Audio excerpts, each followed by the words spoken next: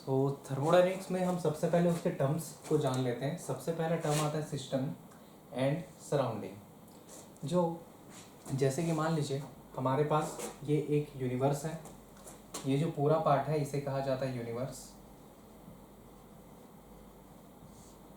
Then universe में जो जिस पार्ट का हमें स्टडी करना है या अंडर ऑब्जर्वेशन जो पार्ट होता है उसे कहा जाता है सिस्टम। एंड सिस्टम के एंड में जो ये बाउंड्री होती है इसे कहा जाता है बाउंड्री। बाउंड्री क्या होती है? जो हमारे सिस्टम को और सराउंडिंग को अलग करे उसी वॉल को कहा जाता है बाउंड्री। साथ ही जो जितना भी पार्ट रह गया है हमारे सिस्टम के अलावा उसे कहा जाता है सराउंडिंग। तो अभी हमने देखा, जैसे कि मान लीजिए ये जो पूरा पार्ट है इसे हमने कहा यूनिवर्स। यूनिवर्स में जिस पार्ट के हम ऑब्जर्वेशन करने वाले हैं उसे कहा जाता है सिस्टम। जिस सिस्टम की जो बाउंड्री होती है या फिर वो वॉल जो कि हमारे यूनिवर्स में सिस्टम और सराउंडिंग को अलग कर रही होती है उसे कहा जाता है बाउंड्री। और सिस्टम के अलावा जितना भी पार्ट है यूनिवर्स का उसे कहा जाता है सराउंडिंग। तो इन टोटल हम कह सकते हैं कि जो हमारा यूनिवर्स है, यूनिवर्स मिल के बना होता है सिस्टम से एंड सराउंडिंग से। System plus surrounding. तो अभी हमने देखा यूनिवर्स होता है, यूनिवर्स के अंदर एक सिस्टम होता है, सिस्टम के बाहर जितने भी पार्ट्स हैं उन्हें सराउंडिंग कहा जाता है। इन दोनों को अलग करने वाले पार्ट को कहा जाता है बाउंड्री। फिर इसके बाद हम अलग अलग टाइप के सिस्टम पढ़ने वाले हैं, इसे नोट कर ले पहले।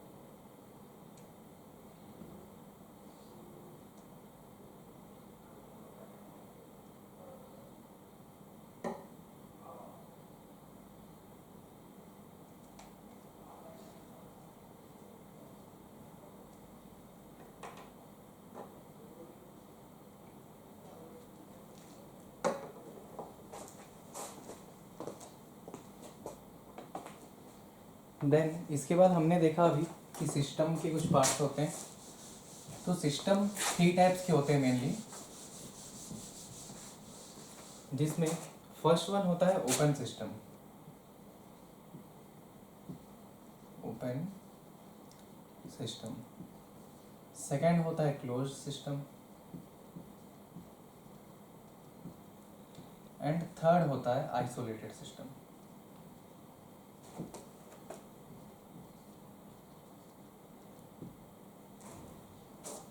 तो यहाँ पे हमें इससे पहले 2 चीज़ों के बारे में जानना है, एक है मास एंड सेकंड है एनर्जी।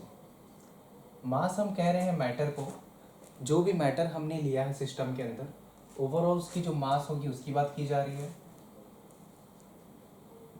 और एनर्जी जो भी रिएक्शन होगा या जो भी प्रोसेस होता है वहाँ से जो एनर्जी रिलीज होती है या फिर एब्जॉर्ब होती है, यहाँ पे उसकी बात की जा रही है।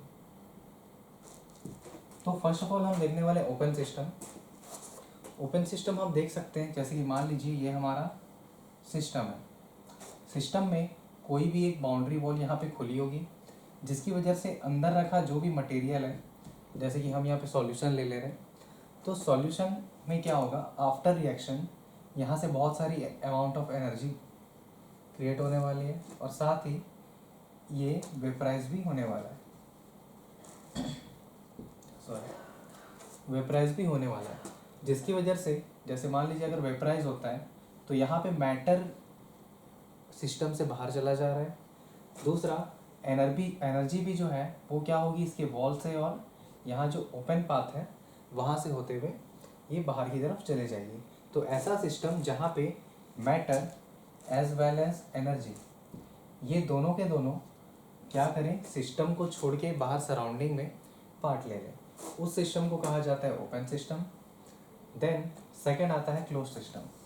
क्लोज सिस्टम में हमारा जो मैटर होता है वो कम्प्लीटली ब्लॉक्ड होता है इस सिस्टम के अंदर, मीन्स जो मैटर है वो यहाँ से बाहर नहीं जा सकता। तो ओवरऑल m1 जो रहेगा वो m2 के बराबर रहेगा। यहाँ पे m1 और m2 बराबर नहीं रहने वाले हैं।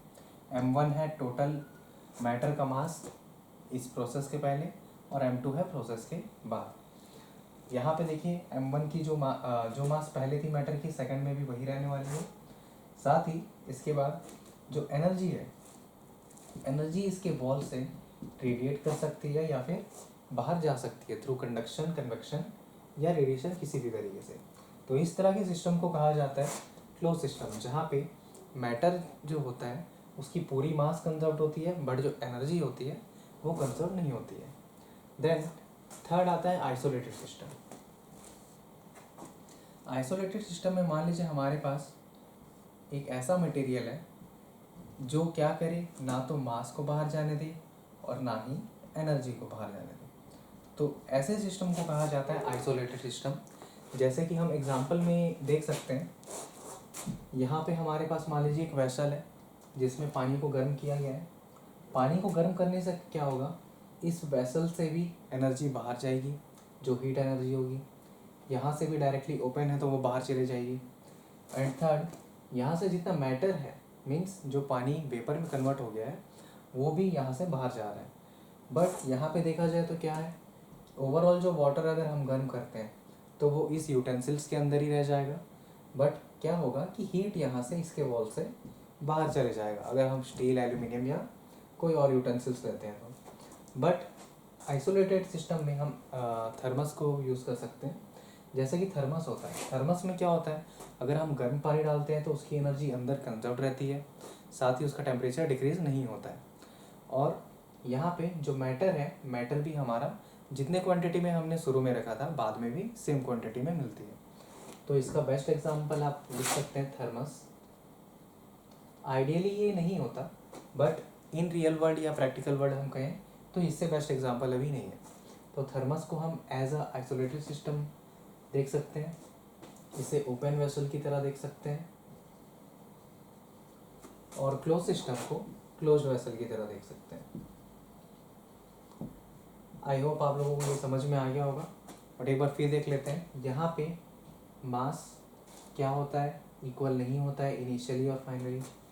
एनर्जी भी इक्वल नहीं होता है इनिशियली फाइनली। बट यहाँ पे मास इक्वल होता है बट एनर्जी इक्वल नहीं होता है। एंड थर्ड, आइसोलेटेड सिस्टम में मास भी इक्वल होता है and as well as energy भी इक्वल हो जाती है। तो इस तरह से ये तीन सिस्टम हमने देखे, open system, close system and isolated system. तो ओवरऑल जितना भी हम आगे पढ़ने वाले हैं उसमें इन्हीं तीन सिस्टम का यूज़ किया जाना है।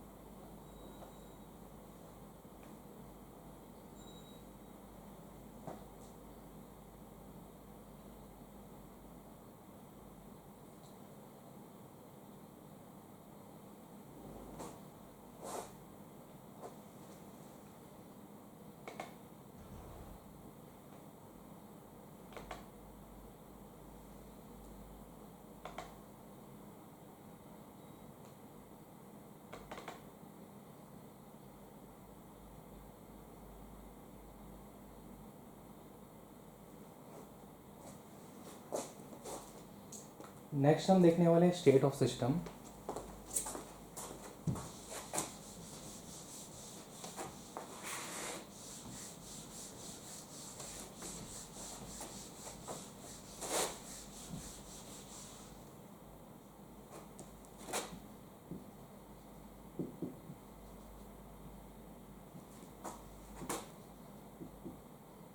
तो देखिए स्टेट्स में दो चीज़ें आती है, एक स्टेट फंक्शन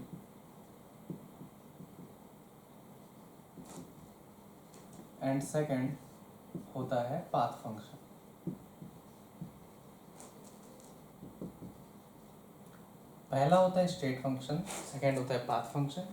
इसके बारे में हम देखेंगे। जैसे कि मान लीजिए ये हमारा ग्राफ है, यहाँ पे एक बॉडी ए पोजीशन में है, सेकंड ये बी पोजीशन में। यहाँ पे ये है प्रेशर, ये है वॉल्यूम। तो ए से बी पे जाने के कई सारे पाथ हो सकते हैं। डायरेक्टली ऐसा जा सकता है, या वो इस तरह जा सकता है, या दूसरा मेथड है इस तरह कहीं भी एक पाथ फॉलो करके ये बी तक पहुंच जाएगा। तो इस तरह से यहाँ पे बहुत सारे पाथ हो सकते हैं इसके ए से बी पे जाने के। तो यहीं पे हम देखते हैं बहुत सारे ऐसे फंक्शन जो पाथ पे डिपेंड नहीं करते, मतलब कि वो किस पाथ से होके जा रहा है इस पे डिपेंड नहीं करते हैं, डायरेक्टली ए के स्टेट और बी के स्टेट पे डिपेंड करता है, उसे कहा जाता है स्टेट फंक्शन। जैसे कि हम देख सकते हैं टेम्परेचर होता है, वॉल्यूम होता है, या इसी तरीके से और भी कुछ फंक्शंस होते हैं जो डायरेक्टली स्टेट पे डिपेंड करते हैं, पाथ पे डिपेंड नहीं करते। सेकंड होता है पाथ फंक्शन। पाथ फंक्शन मतलब कि जैसे ए से बी पे जाने के यहाँ पे तीन रास्ते हैं। अगर हम ए से जाते हैं तो यहाँ पे हमारे पास जो वर्क डन होगा वो अलग होगा। इस सेकंड वाले रास्ते से जाते हैं तब यहाँ पे वर्क डन हमें अलग मिलने वाला है, और इस रास्ते से जाते हैं थर्ड वाले से तब यहाँ पे ओवरऑल वर्क हमें अलग मिलेगा। ये चीज़ हमें समझ में आ रहा है। यहाँ पे फिर से एक बार देख लेते हैं। ये एक पॉइंट था ए, ये एक पॉइंट था बी। ए से बी पर जब गए इस रास्ते से तब ओवरऑल वर्क डन हमें क्या बताएगा, ये वाला एरिया। सेकंड, जब हम इस पाथ से गए तब हमारे पास जो वर्क डन मिलेगा वो मिलेगा ये एरिया, जो कि अगर कंपेयर करें हम पहले से तो वो कम होगा। फिर थर्ड ऑप्शन है हमारे पास।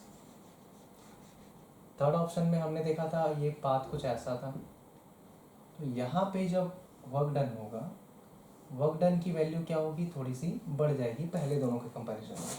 तो हम यहाँ लिख लेते हैं 1 2 3। सबसे ज़्यादा वर्क डन कहाँ पे लग रहा है, थर्ड में, देन फर्स्ट में, देन सेकंड में। तो इस तरह के जितने भी फंक्शन होते हैं जो पाथ पे डिपेंड करते हैं उन्हें कहा जाता है पाथ फंक्शन, या फिर यहाँ पे इन्हें वेरिएबल भी कहा जा सकता है, state variable and path variables. तो इस तरह के दो फंक्शंस हमारे पास रहते हैं। पहला होता है स्टेट फंक्शन जो कि डायरेक्टली स्टेट पे डिपेंड करता है, जैसा कि टेम्परेचर, वॉल्यूम एंड प्रेशर। यहाँ पे देखा जाएगा अगर प्रेशर किसी का चेंज हो जाता है, किसी भी चीज़ का, कोई भी सिस्टम का, तब वहाँ पे वो डिपेंड नहीं करता है कि किस पाथ से होके चेंज हुआ है, वो डायरेक्ट चेंज हम दोनों के ए और बी के पोजीशन पे देखा जाता है। बट जैसे कि वर्क डन होता है, तो वर्क डन हमने फिजिक्स में भी पढ़ा है कि वर्क डन किस पे डिपेंड करता है, फोर्स इनटू डिस्प्लेसमेंट। सबसे पहला है displacement, second P del V, तो ओवरऑल जो वॉल्यूम चेंज हो रहा है उस पर, then F dot D X जो पाथ होगा उस पर भी डिपेंड करेगा। तो जो चीज़ें, जो फंक्शंस हमारे पाथ पे डिपेंड करते हैं किसी भी प्रोसेस के, उन्हें कहा जाता है पाथ फंक्शन।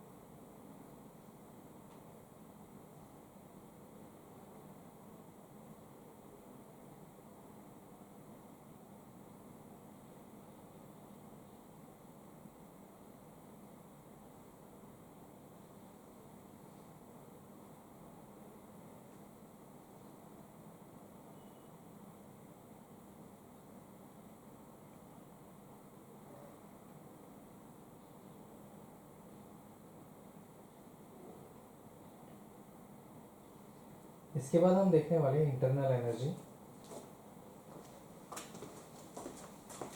अगला सब हेडिंग लिख लीजिए इंटरनल एनर्जी।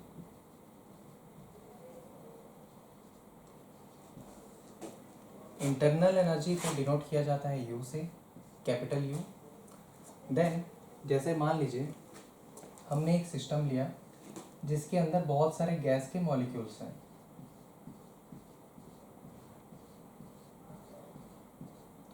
ये गैस के मॉलिक्यूल्स हैं। अब हमने किसी कंटेनर में गैस लिया है तो ऑब्वियसली यहाँ पे ये मूवमेंट कर रहे होंगे, तो इनके पास होगा काइनेटिक एनर्जी। देन इनके पास होगा वाइब्रेशनल एनर्जी।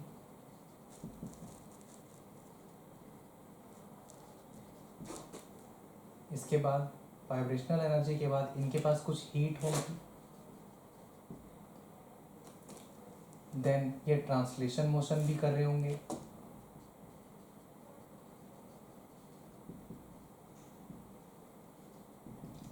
तो इसी तरीके से अगर मान लीजिए हम कोई सिस्टम लेते हैं तो ओवरऑल जितनी भी तरह की इसके पास एनर्जी होती है उन सभी का सम हमें बताता है इसकी इंटरनल एनर्जी। तो यहाँ हम लिख सकते हैं U इज इक्वल्स टू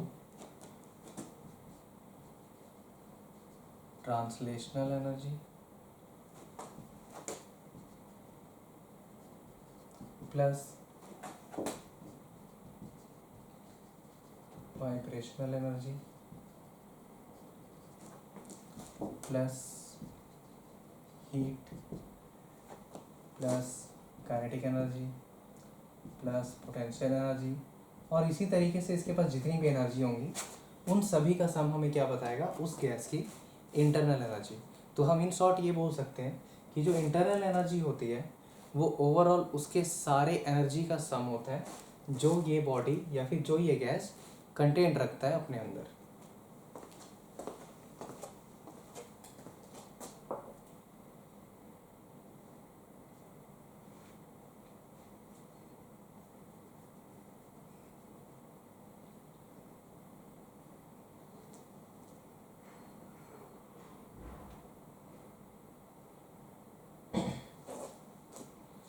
अभी हमने देखा इंटरनल एनर्जी क्या होती है।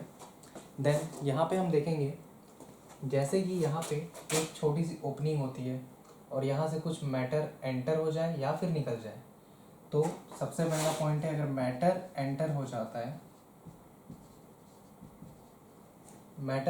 जाता है तब यहाँ की जो हमारी टोटल इंटरनल एनर्जी थी वो कुछ फैक्टर से चेंज हो जाएगी, जितना मैटर यहाँ अंदर आया है या फिर जितने मैटर यहाँ से बाहर निकले हैं। सेकंड, अगर मान लीजिए इस सिस्टम को हम हीट दे देते हैं, अब ये सिस्टम को क्लोज सिस्टम बना दिया जाता है और इसे हीट पास करा दिया जाता है। हीट अगर हम पास करेंगे तो हीट पास करने से क्या होता है, जो यहाँ की हीट एनर्जी रहती है वो इस बॉडी के अंदर चले जाएगी, मीन्स इस सिस्टम के अंदर चले जाएगी, और ओवरऑल जो एनर्जी थी हमारे पास सिस्टम की वो इंक्रीज हो जाएगी।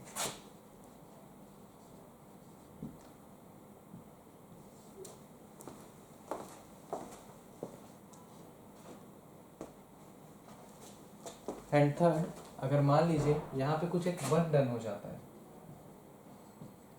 अगर कोई वर्क डन यहाँ पे होता है,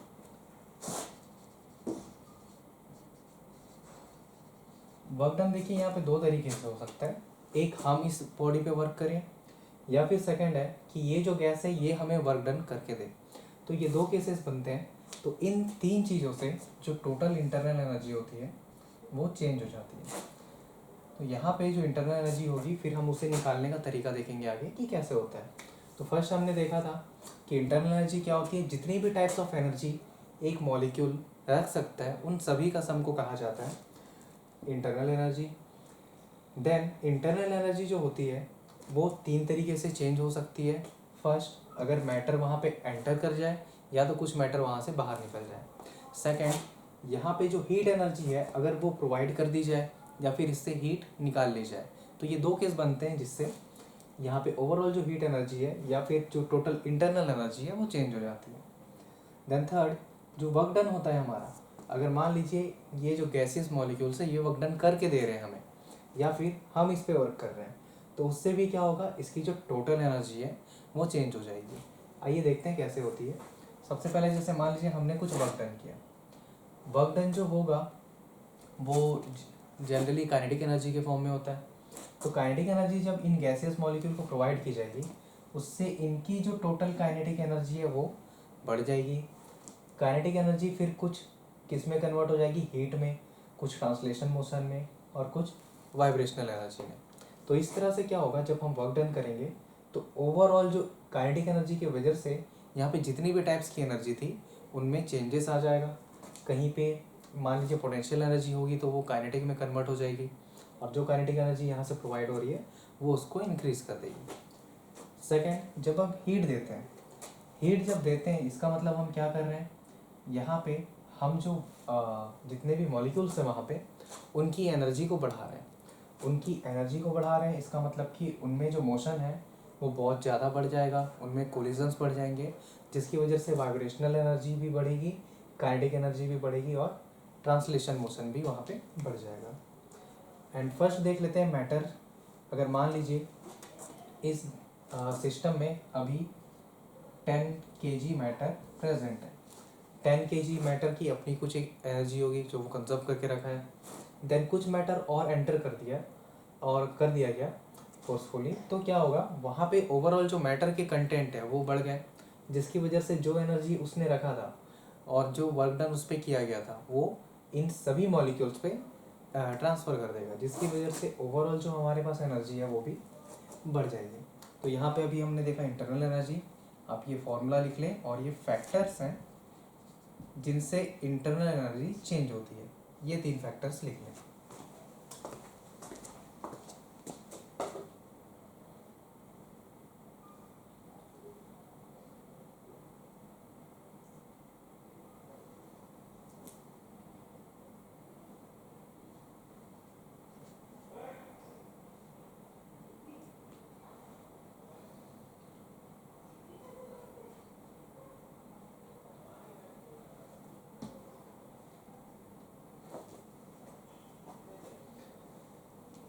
आज थर्मोडायनेमिक्स का हमारा फर्स्ट क्लास है, तो इसमें एक बेसिक इंट्रोडक्शन चल रहा है आज। इस सेकंड क्लास से हम इस पे डायरेक्टली डेरिवेशन और क्वेश्चंस करेंगे।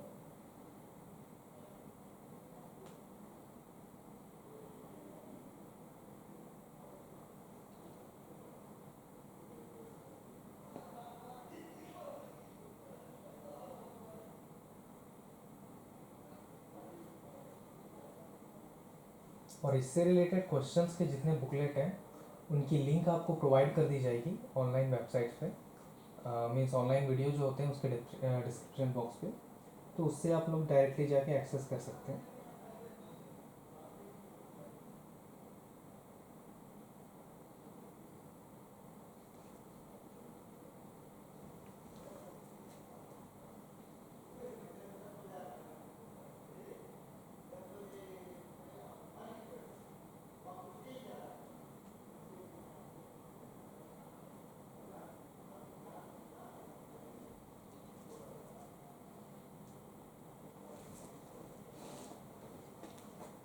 चलिए नेक्स्ट टॉपिक की ओर बढ़ते हैं। नेक्स्ट टॉपिक है हमारा वर्क।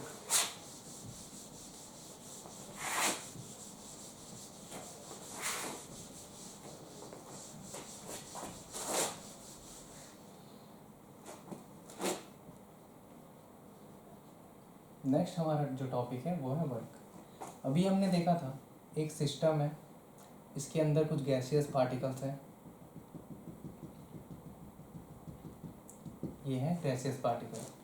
अब मान लीजिए हमें इस पे वर्क करना है, तो वर्क किस तरीके से किया जा सकता है। सबसे पहले हम इस बॉडी पे प्रेशर अप्लाई कर सकते हैं।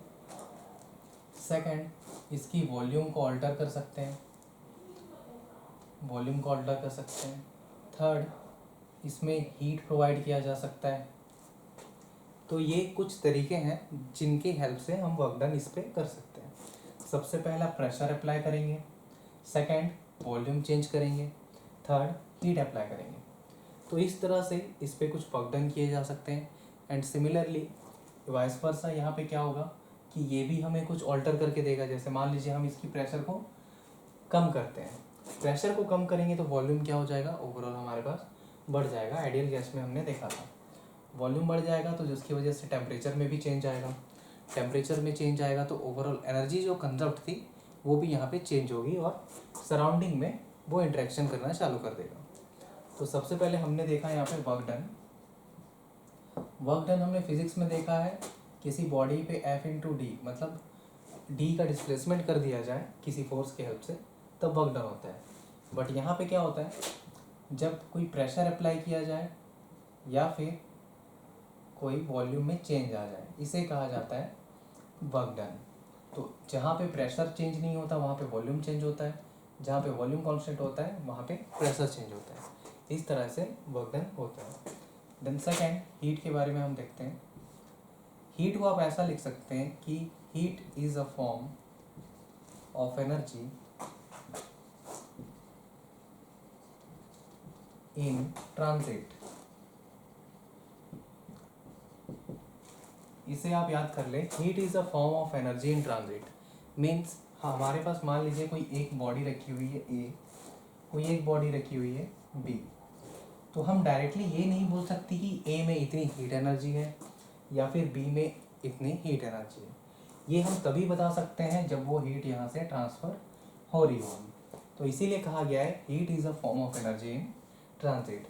मीन्स जब यहाँ पे हीट एनर्जी का ट्रांसफ़र हो रहा होगा, जब वहाँ मूवमेंट हो रही होगी हीट एनर्जी की, तभी हम बता पाएंगे कि वहाँ पे एक्चुअल में कितना हीट है। तो यहाँ पे देखा जाए, मान लीजिए इसका टेम्परेचर ज़्यादा है, इसका टेम्परेचर कम है, तो ऑब्वियस सी बात है कि टेम्परेचर दोनों का अलग है। तो दोनों को अगर कनेक्ट कर दिया जाए तो टेम्परेचर यहाँ से कम होता जाएगा और बी में बढ़ता जाएगा। इसका मतलब कि वहाँ पे हीट का फ्लो हो रहा है थ्रू कंडक्शन। तो इस तरह से अभी हमने देखा वर्क क्या होता है और हीट क्या होता है।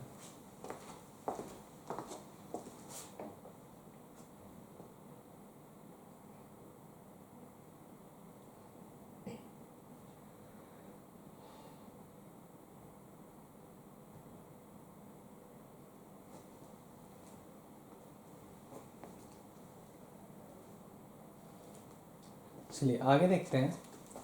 अब हमारा थर्मोडायनेमिक्स का एक रिलेशन आता है, जनरली उसे कहा जाता है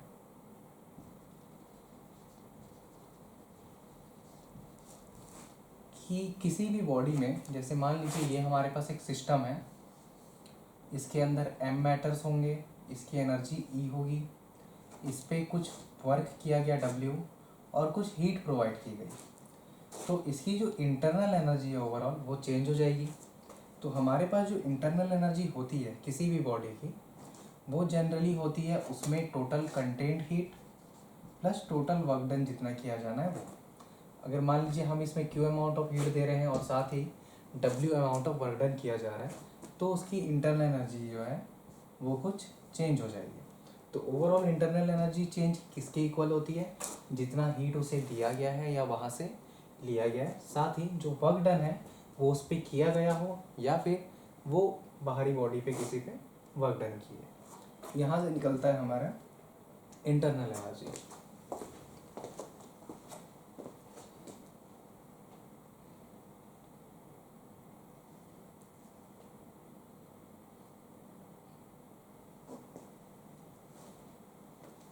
तो ये अभी हमने देखा कि इंटरनल एनर्जी जो होती है वो हमेशा कंजर्व्ड होती है। चेंज दो ही तरीक़ों से किया जा सकता है, सबसे पहले हीट से एंड सेकंड वर्क डन से।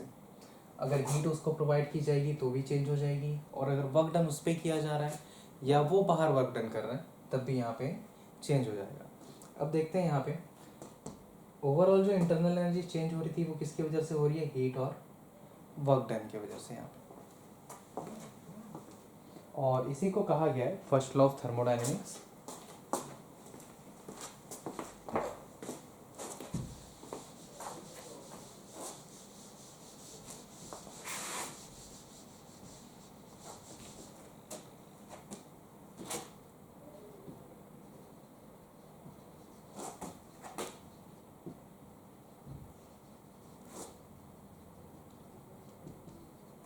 फर्स्ट लॉ ऑफ थर्मोडायनेमिक्स, तो फर्स्ट लॉ ऑफ थर्मोडायनेमिक्स में यही बताया गया है कि जो वर्क डन होता है या फिर हीट होता है, ये चेंज करने पर क्या होता है, टोटल इंटरनल एनर्जी जो होती है वो चेंज होती है, जो कि इक्वल्स टू होती है Q प्लस डब्ल्यू की।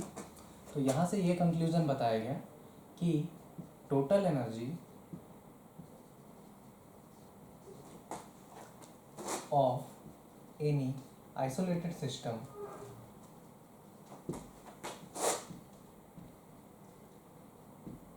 remains conserved।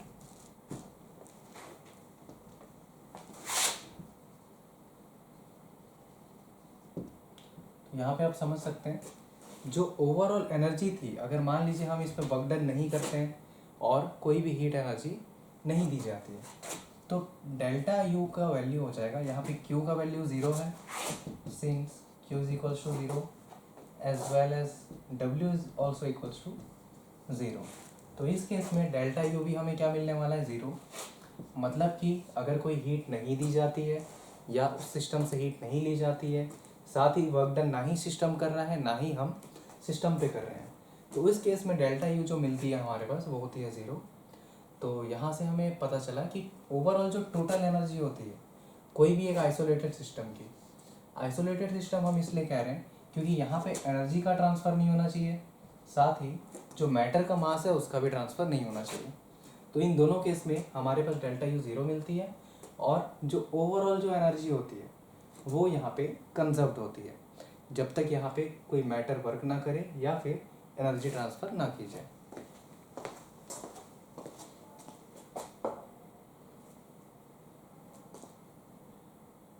इसे आप ब्रैकेट में लिख लें, इसी को कहा गया है law of conservation of energy.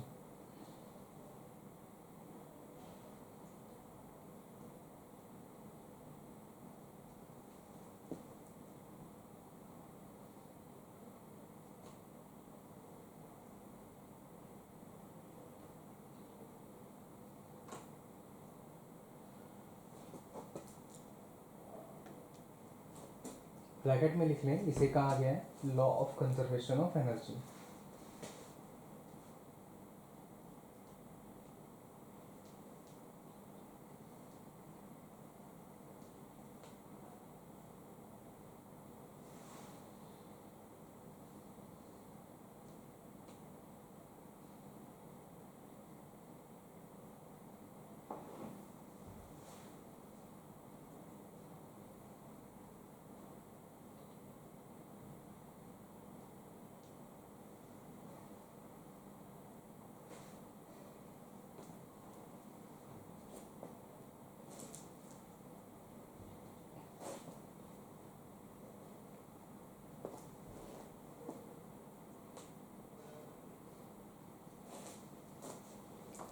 चलिए नेक्स्ट हम देखते हैं, इसके बाद कुछ प्रॉपर्टीज़ होती है जनरली, उन्हें यहाँ देखना है। किसी भी बॉडी से एसोसिएटेड कुछ प्रॉपर्टीज़ होती है, जैसे कि फर्स्ट में हम देखने वाले हैं इंटेंसिव प्रॉपर्टी,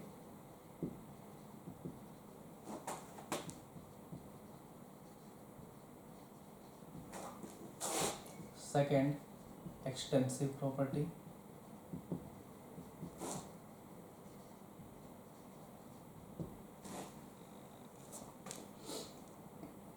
तो देखिए यहाँ पे जैसे कि हमने एक बॉक्स ले लिया, इसमें कुछ मैटर कंटेंट है, कोई भी गैस मान लीजिए या कोई भी मैटर, तो उसकी बहुत सारी प्रॉपर्टी होती है, जैसे कि मास हो गए, वॉल्यूम हो गया, प्रेशर, टेम्परेचर, इंटरनल एनर्जी, इस तरह से बहुत सारे प्रॉपर्टी एसोसिएटेड रहेंगे उस मैटर से। तो यहाँ पे जो जो चीज़ों को, जैसे मान लीजिए इस बॉक्स को हम दो पार्ट में डिवाइड कर देते हैं, बॉक्स को दोनों पार्ट पे डिवाइड कर दिया गया, तो मैटर यहाँ पे क्या हो जाएगा, अलग अलग हो जाएगा, दोनों का वॉल्यूम अलग हो जाएगा। बट डेंसिटी की बात की जाए तो जो डेंसिटी यहाँ पे होगा वही डेंसिटी सेम हमें यहाँ मिलने वाला है, जो प्रेशर यहाँ पे होगा सेम प्रेशर हमें यहाँ मिलने वाला है, साथ ही जो टेम्परेचर यहाँ पे होगा सेम टेम्परेचर हमें यहाँ पे मिलने वाला है। तो जो जो चीज़ें चेंज होने वाली हैं, जैसे कि मास, वॉल्यूम और यहाँ पे इंटरनल एनर्जी, ये तीन चीज़ें चेंज होने वाली है वहाँ पे।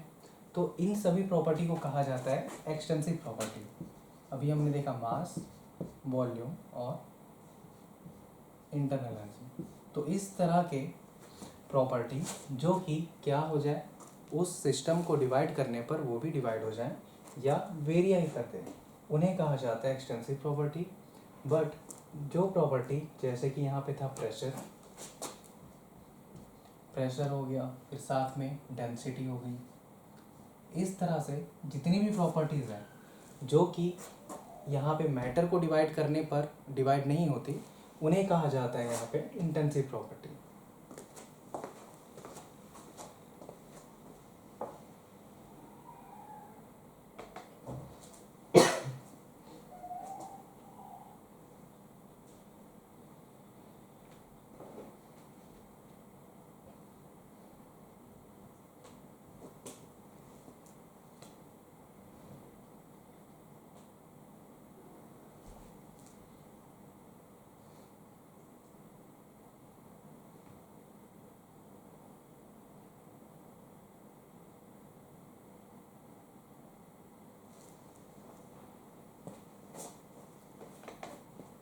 चलिए नेक्स्ट हम देखने वाले हैं हीट कैपेसिटी।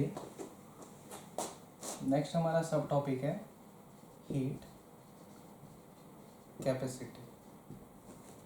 अब हीट कैपेसिटी के अंदर दो टाइप्स की कैपेसिटी आते हैं, एक स्पेसिफिक हीट कैपेसिटी और एक मोलर हीट कैपेसिटी। तो सबसे पहले हम समझ लेते हैं कि हीट कैपेसिटी होता क्या है।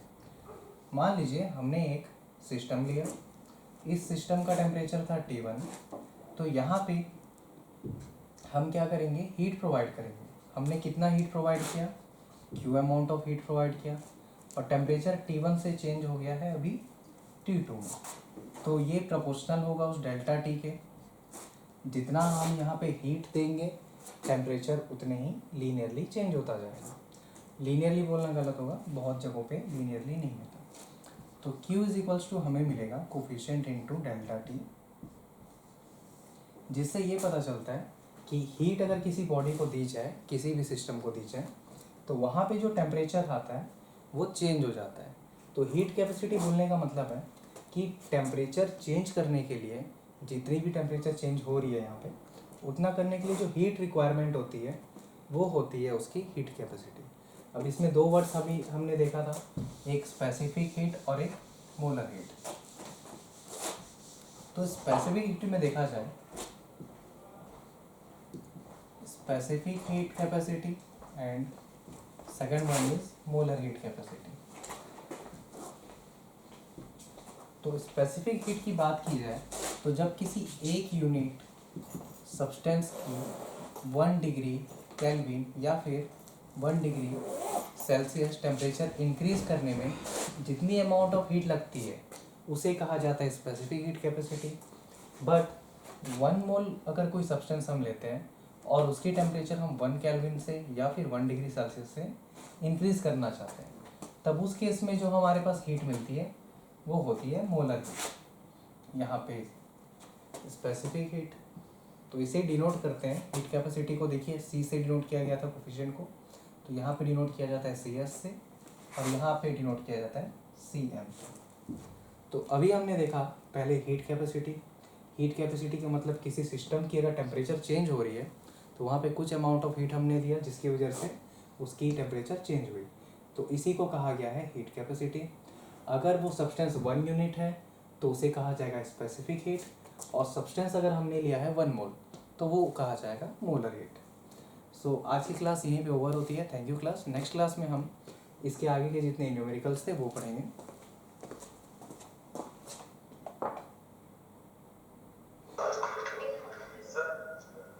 हाँ केमिस्ट्री, अच्छा टेस्ट के लिए एक मिनट रुको, मैं आपको तुरंत पी ब्लॉक एलिमेंट से आ रहे हैं, ठीक है। पी ब्लॉक में कुछ इंपॉर्टेंट्स मैं बता दे रहा हूँ पॉइंट्स, उससे रिलेटेड आप लोग पढ़ लेंगे। जैसे कि आप शेप वगैरह जानते हैं, हाइब्रिडाइजेशन सारे, हेलो, हाँ हाइब्रिडाइजेशन और उसके शेप निकालने, ठीक है। साथ ही जैसे हमने क्या क्या था, डायबोरोइन का रिएक्शंस वगैरह पढ़े थे, कि उसमें क्या क्या चीज़ें बनती है, बोरोन हाइड्रोक्साइड बनता है ऐसा, ठीक है, ये सारे होते हैं। फिर बोरेक्स बीट टेस्ट वगैरह हमने पढ़े थे, इस तरह के क्वेश्चंस हैं, ठीक है, मीन्स इसी से रिलेटेड आने वाले हैं। और जो नॉर्मल जनरल चीज़ें होती है डायमंड के बारे में, ग्रेफाइट के बारे में, उनके यूजेस, ठीक है। ठीक है, इतने आप कर लेंगे तो आप अच्छे से कर लेंगे, ठीक है।